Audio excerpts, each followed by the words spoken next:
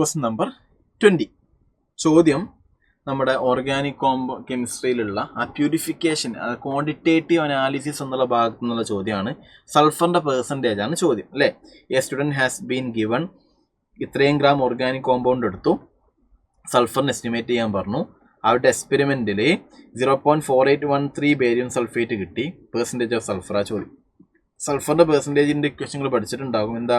32/233 into എത്ര BsO4 കിട്ടി, mass of BsO4, നമുക്ക് എത്ര BsO4 പ്രസിപ്പിറ്റേറ്റ് ആയിട്ട് കിട്ടി, by total weight of organic compound into 100. അതാണ് നിങ്ങൾ പഠിച്ചത്. അപ്പം പറഞ്ഞത് 32/233 ഇൻറ്റു എത്ര BsO4 കിട്ടി, 0.4813 കിട്ടി.